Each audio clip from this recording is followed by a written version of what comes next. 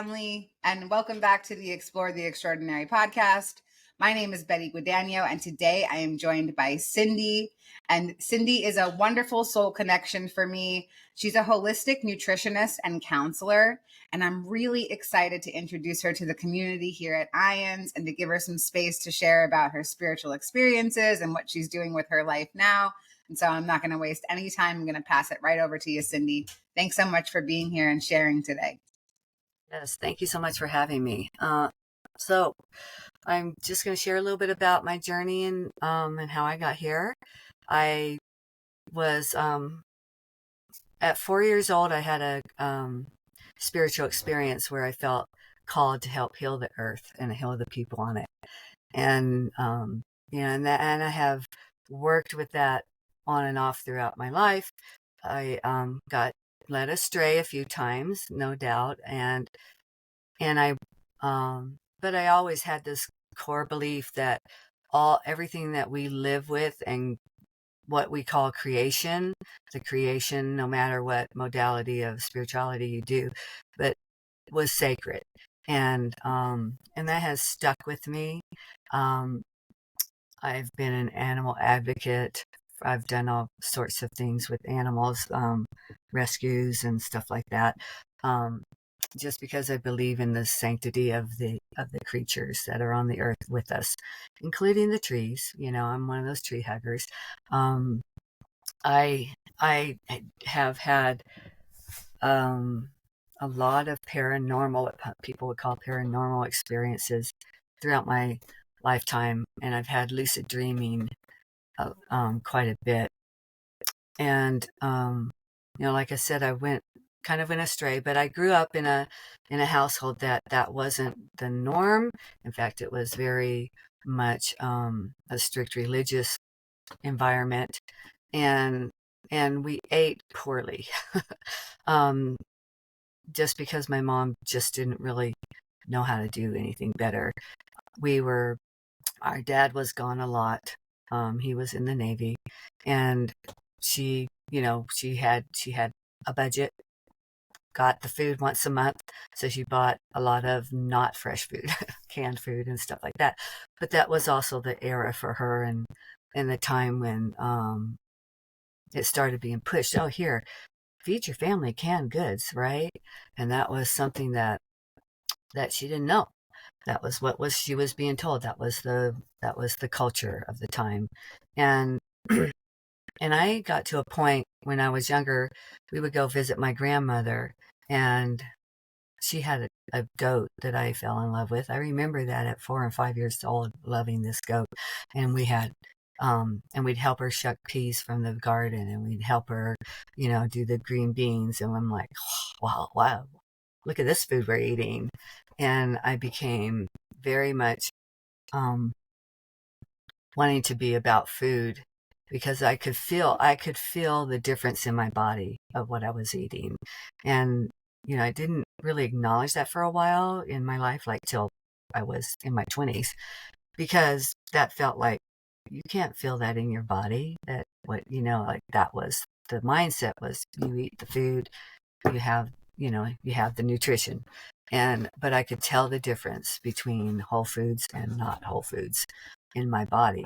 And at 14 years old, because of that, we lived in Florida, in Central Florida, and there were a lot of farmers markets and that sort of thing. And so I became a vegetarian at that point. And I was like, let's go to the farmers markets and get food, and somewhere along the line, I heard the quote, "Food is medicine." I don't remember when or where, but I was like, "Oh, that makes sense to me." And from there, I went on a journey of wanting to be. I had a dream to be on a farm, taking care of animals, and in a sanctity way, and growing all my own food.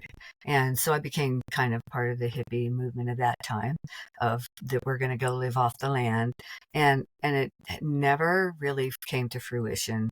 There were a lot of like I said, normal things that had happened.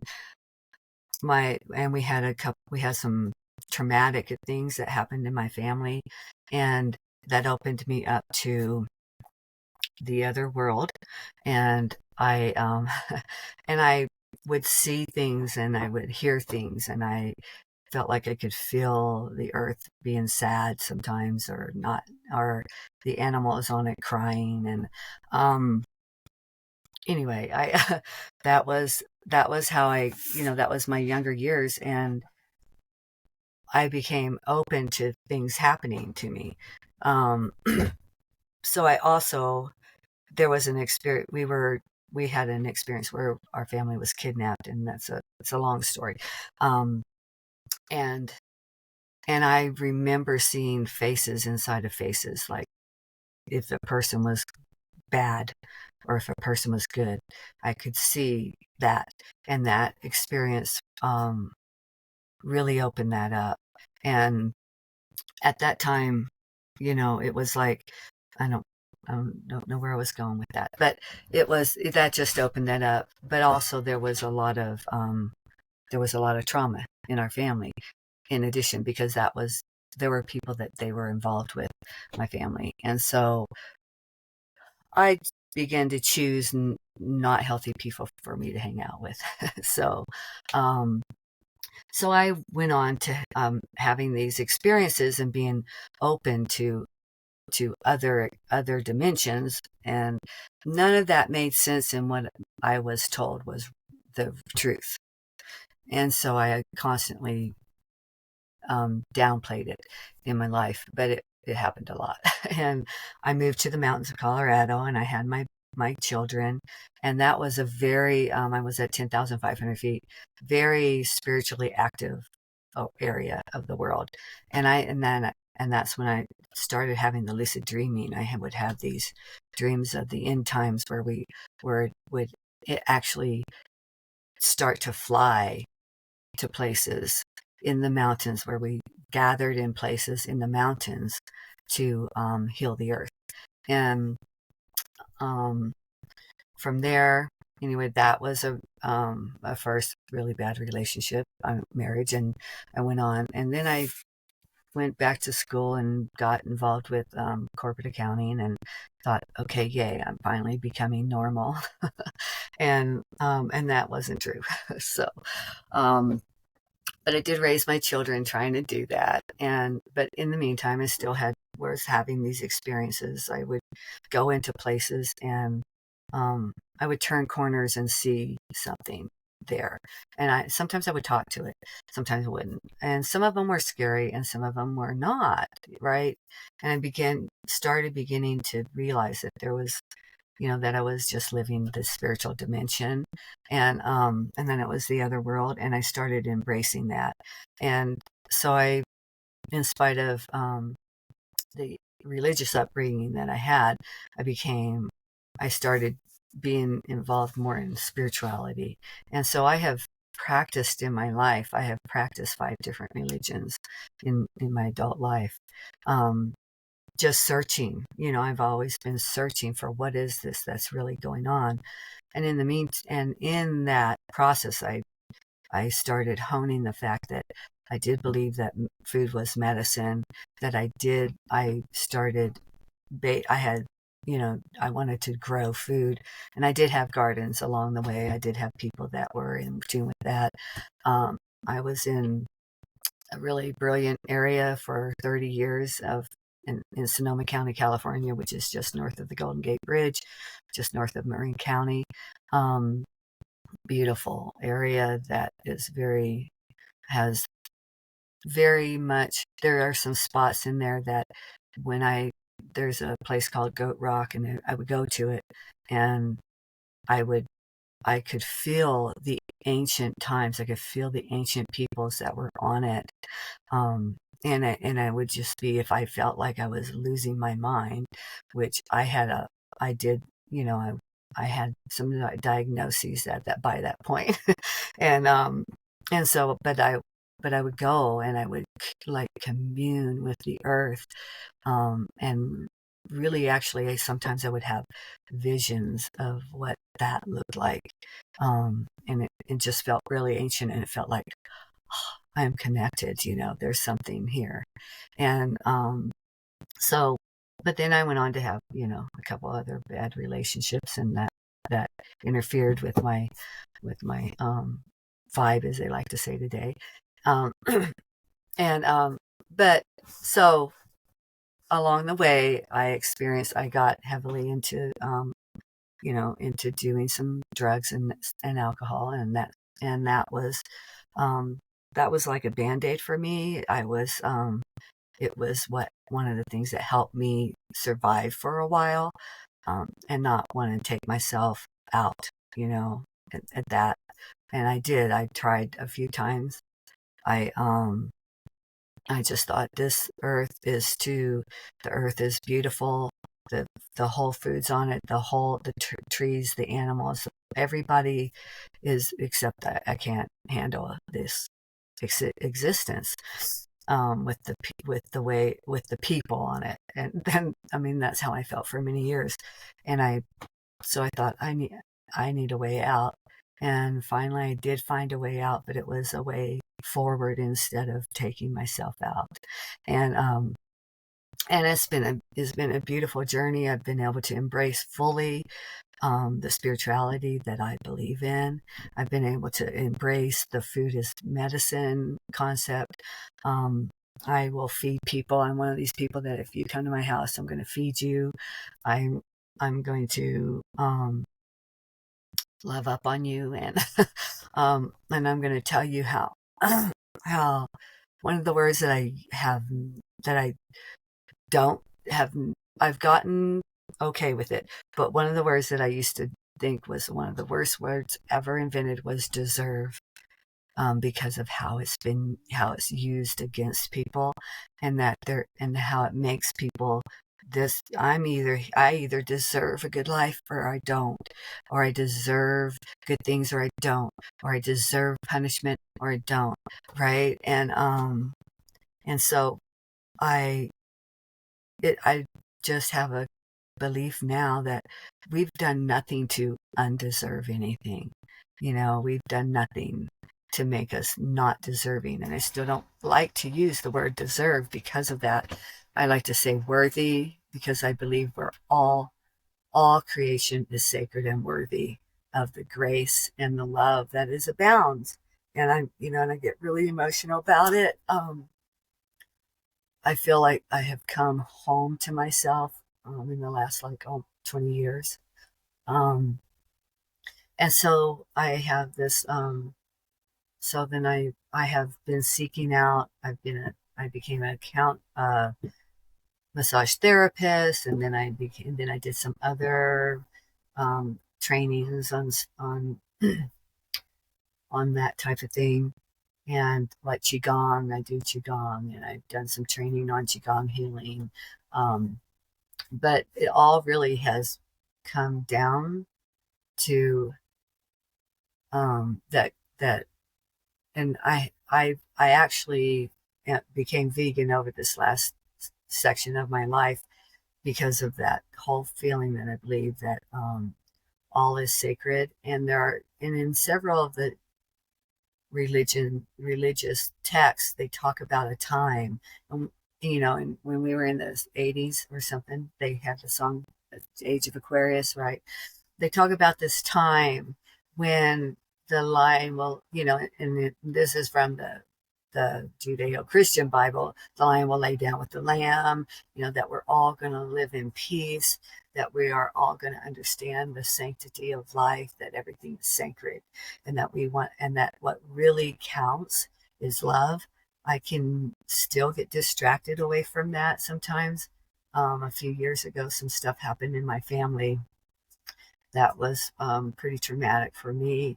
It was, a recreation, a reenactment, let's say, of the abuse that um, had been put upon me as a young child, and it was to my grandson.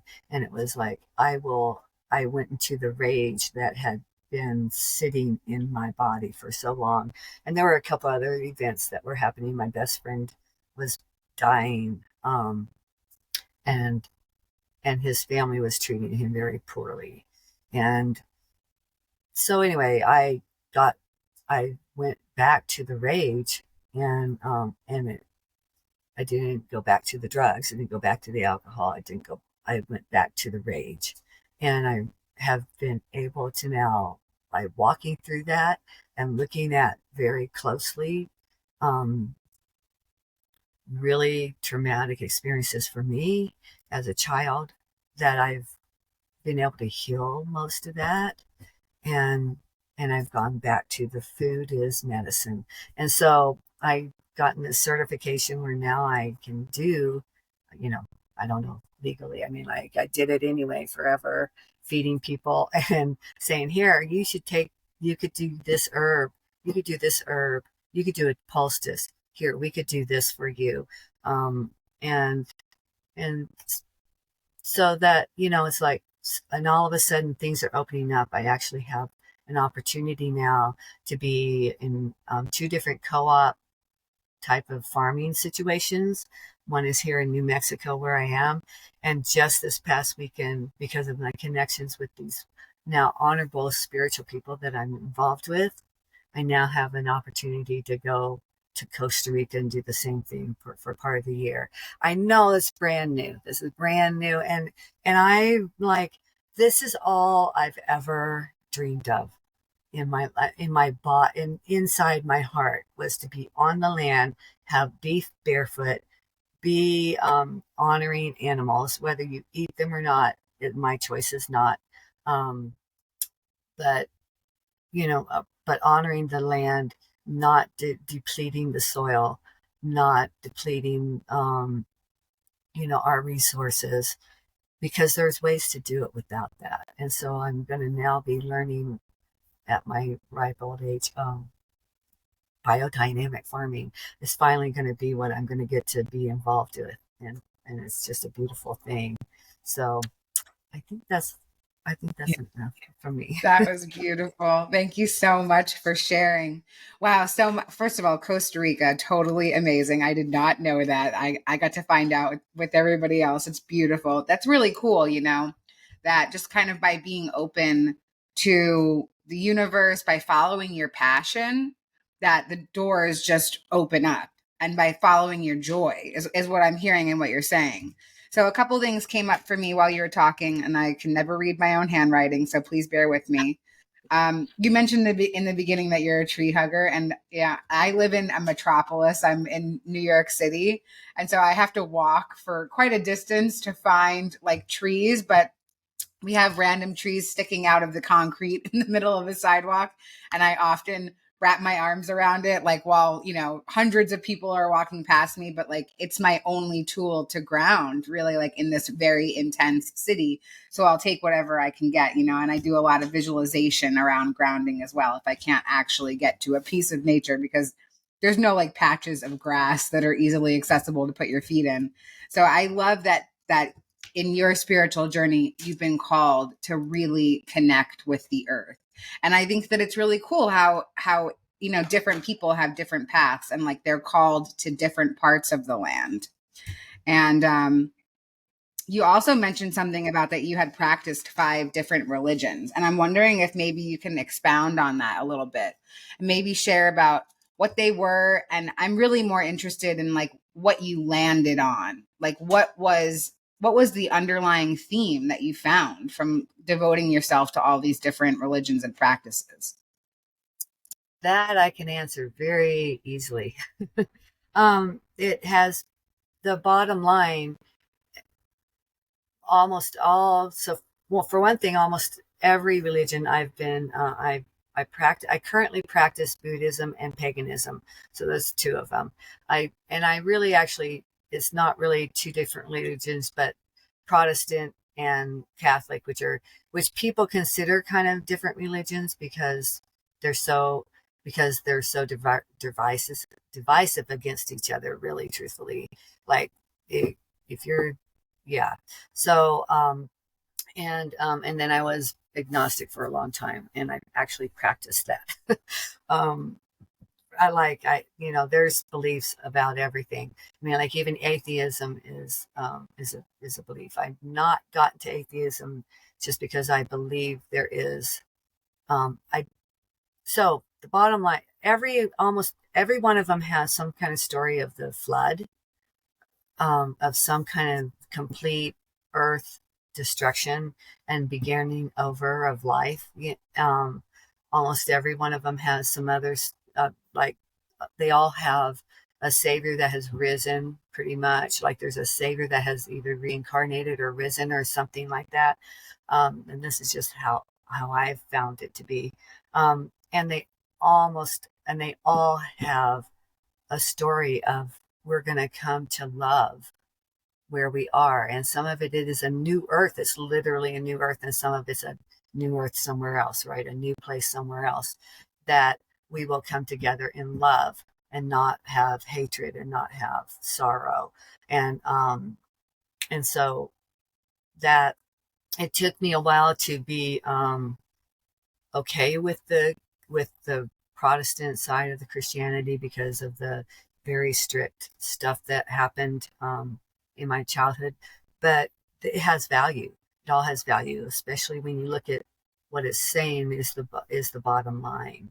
Um, and and some of them talk about apocalyptic stuff, but that's not really what it says is the end result.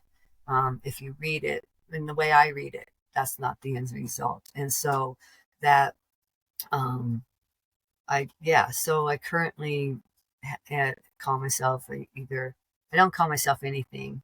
I have people who do label, you're this, you're that, you're a witch, you're this, you're that, you're a, or you're a Buddhist, you're a Buddhist pagan. And it's like, really, I'm really more a pantheist than anything, because I believe that the spirit, first off, scientifically, the spirit of whatever the life force is, and we want to call it, is in everything.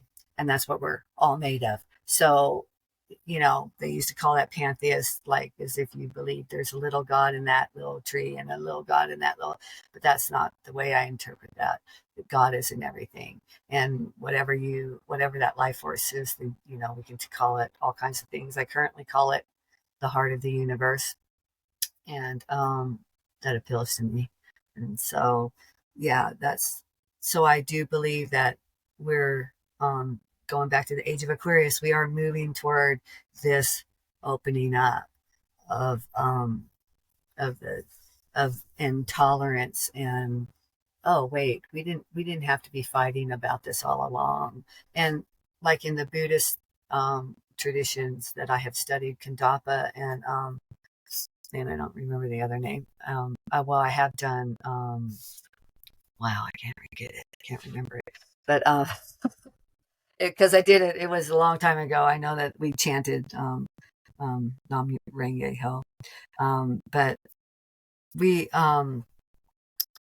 it it they talk about the karma of war being a male karma, and the karma of suffering and childbirth being the mother, the female karma. Um, the Bible, the Judeo-Christian Bible talks about that in the Old Testament stuff. So anyway, but I'm very much attached to the Druid Celtic northern British Isles area of the world in my feeling, in my feeling in my body. And so the paganism from that is the type that I do. If I'm going to do religious or spiritual ceremony, it's going to be around that, and or something. But I do practice more toward the Buddhist meditation rather than like the Hindu meditation or something like that. So Right. Cool. Thank you for sharing that. Yeah, I think I love like trying different things on. and finding what fits. Like for me, my journey was very similar in the fact that I thought that I had to fit into somebody's box. And so I kept putting myself in all of these different areas. And I'm like, do I fit here? Like, can I be part of this box? And I just realized after, like trying on all these different things that I don't have to fit into a box. I can pick things out of the box that I really like, and I can develop my own spirituality around it. And so that's what I've done. And yeah, I wouldn't call myself anything except like an omnist. Like I believe that there's truth in all the religions, and I get to pick those truths out and I get to design the whole thing myself. So something that you brought up that I think might be worth maybe talking about a little bit is the journey through uncomfortable feelings. And, you mentioned rage. And I think that a lot of people can identify with that. A lot of people look at the world around us and they say, like, oh, injustice, like rage, anger, because you see so much when you're looking at it from, like this lower limited perspective. And I'm wondering if maybe you can share a little bit about some of the tools that helped you transition out of that mindset and into, like coming back to your true spiritual nature. Sure, absolutely. Um, I've I've learned that pretty much if I'm anything that makes me uncomfortable, anything that makes me want to move in that direction is driven by some kind of fear. And over the years, over the last, like it's been, there was a significant point, and it's been almost 19 years, and where I started unpacking all of that and looking at all that. And so I have learned, well, I've always believed in prayer. Prayer is to me the number one tool. And I remember at one point when I was living high in the mountains of Colorado, somebody said, well, um, your prayers aren't valid because they're not praying to the right God. I'm like, okay, so first off, if you believe there's one God, then there's one God. Like, you can't say there's one God, but you're not praying to the right God. Like, you can't say that. Like, you need to stop and think about what you're saying. um, and so the prayer and the meditation for sure are big tools. But more than that, through the journey of um, what part did I create of this chaos that became my life, um, and why did this specific thing feel like it traumatized me? Um, it was what I learned through that is that okay, I I got I had a lot of fear about life, and I never acknowledged fear.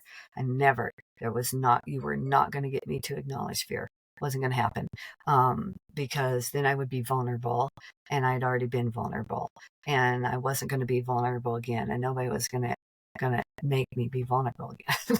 I mean, this is my thought, and this was one of my drives was, yeah, well, and I mean, I became the person who got drunk in the lounges and beat up on people if they said something or looked at somebody.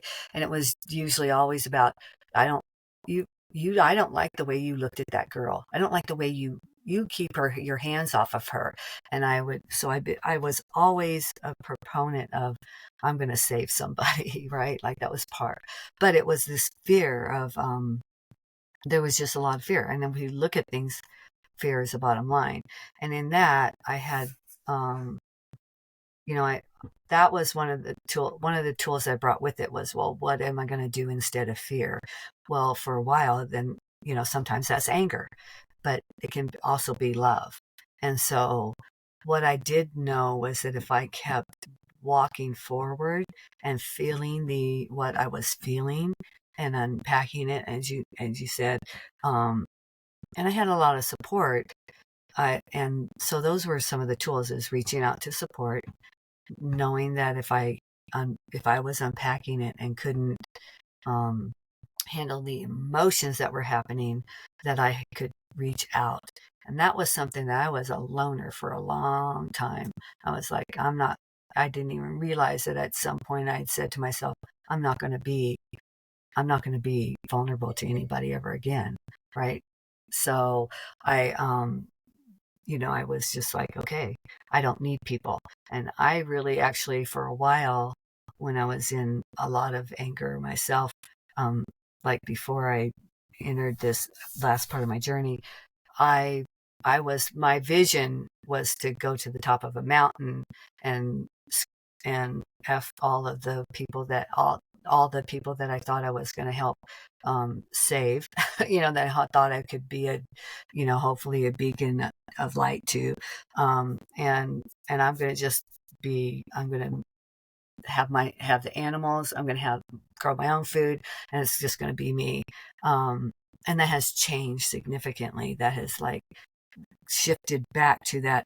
This is about how can we heal our world? How can we heal the people in it? How can we show respect and love for the creatures that we consider less than us?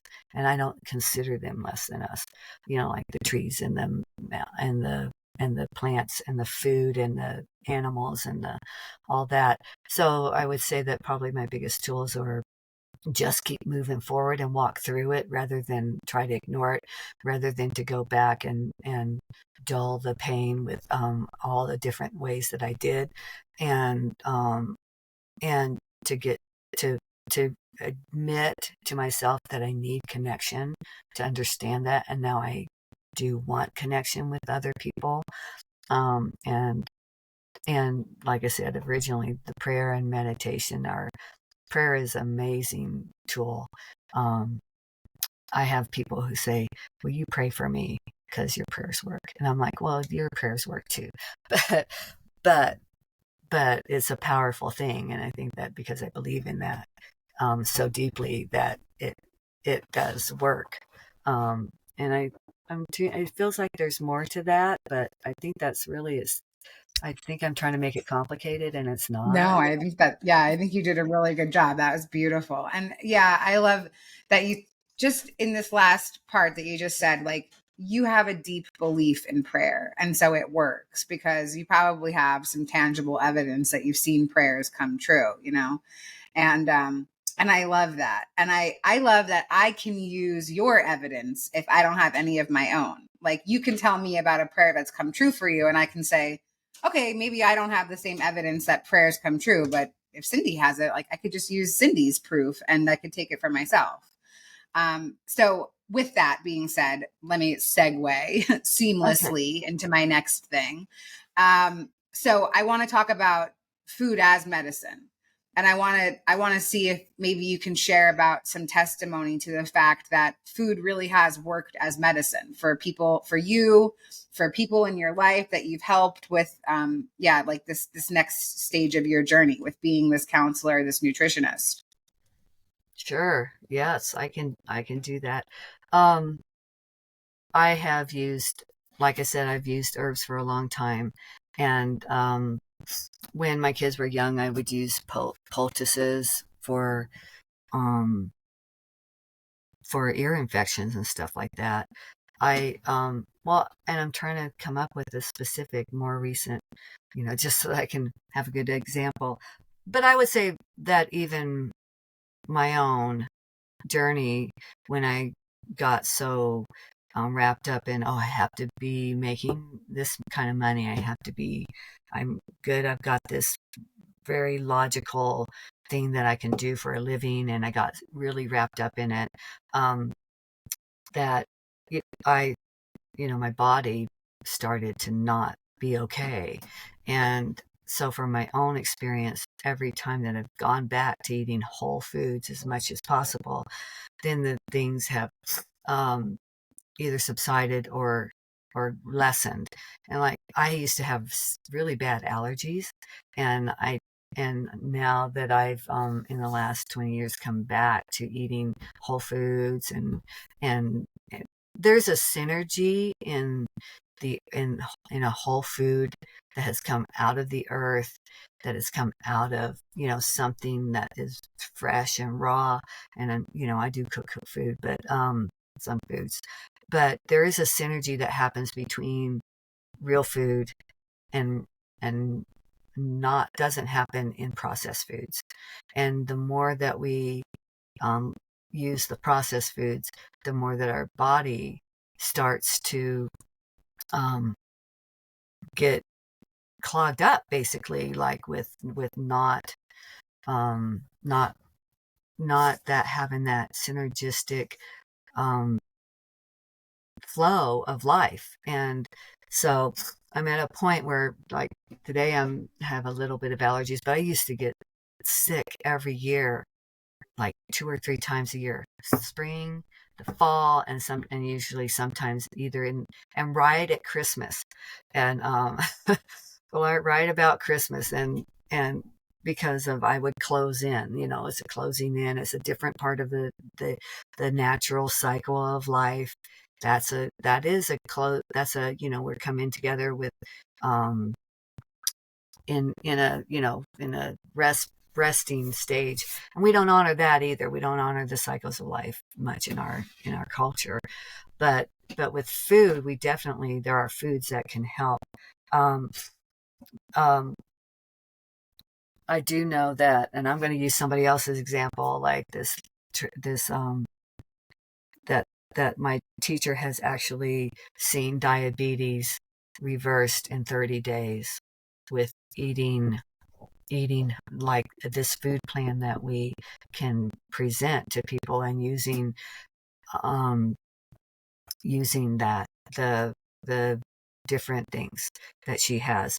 And so I'm searching right now for my own, like, how am I going to do this supplement?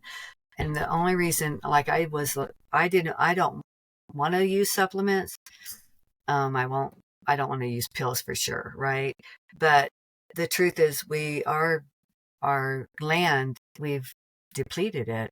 And even if we grow organic on that land, it's not going to have the same nutrition in it as it did in the 50s, right? So it's but I have recently, I've started them on some of the parts that I am embracing.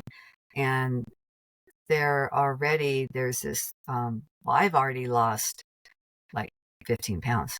And and but it's not just that, it's that my body feels stronger again. I had started feeling a few years ago like I was losing upper body, which they say is going to happen to you when you get old. And I don't believe that we have to be stuck with that. I don't believe we have to be stuck with the genetic markers that are in us. We can overcome that. and I do believe that, since I've been on this path for so long, that if you look at me, I am significantly healthier than most people my age. Like, I still have more strength than most people my age. I have more energy than most people my age. And I have not had, I've only, like, I had an appendectomy 5 years, I don't know how many years ago now. And that's the major surgery of my life, other than a hysterectomy when I was 27. And so, yeah, I'm not thinking, I can't come up with any specific examples, but I just, the whole, it does happen that we can heal ourselves. I used to have extreme anxiety. I would self-medicate instead of taking the medication. And that's another thing, is that we don't understand how much, a lot of people don't understand it. And I learned a lot in this. I definitely don't have anxiety anymore. I don't self-medicate. And I eat foods that make me feel good. I can feel it in my body again about the food when I eat it. It's like, oh, well, that didn't work, so I'm not going to eat that. And but I do believe with all my heart that things 90 most of everything that's happening in our society, this illnesses that are prevalent now, like diabetes, can be reversed. And there's been plenty of evidence of that I could dig up if I had time. Definitely. No, yeah, I totally agree. And, when I came into spiritual awareness and came onto my spiritual journey, foods just started falling away, like without my permission. And now I'm a nightshade free, gluten free vegan. And I'm like, how did that happen? And that's not, I definitely did not want that gluten. Like, come on, bread. But it just was like these really deep downloads that were like so loud, and they were like, stop this. And when I would try to like dismiss the download or the voice, and I'd be like, no, I'm still going to eat what I want to eat when I want to eat it. And it was just like, I would get really sick. And so, yeah, slowly but surely. And that doesn't mean that's for everybody. Like some people need to eat like meat protein to ground themselves, or, like whatever their journey is. But I really love what you're talking about. And it's very inclusive what you're saying, because you're saying like, just honor the animals, honor the land. And, like just by doing those things, like it can be more beneficial to your body and your attitude and just your spirit here on earth. And really, really beautiful stuff. And I just want to thank you for coming on here and sharing about your journey. And there's so much in what you had to say. Maybe we'll have to do a part 2. I would love to hear about like your lucid dreaming and like your conception of New Earth and all this other stuff. And I just want to see, is there anything else that you want to add to feel more complete about our time together today? Just no, I feel like there were all kinds of thoughts going through my head, of course, and I couldn't get some of them out. But no, just the bottom line is love, and I love you all, whoever's listening, whoever's watching. I truly do. I mean that with all my heart. I'm praying for everybody every day. I pray for this new earth to arrive, and yeah. So that's it. Thank you for That's having me. awesome. And we'll have links to Cindi, how to get a hold of her, in the liner notes of the episode. And again, thank you so much for coming Thank and you. contributing to our community. All right. See you later. All right. UAV.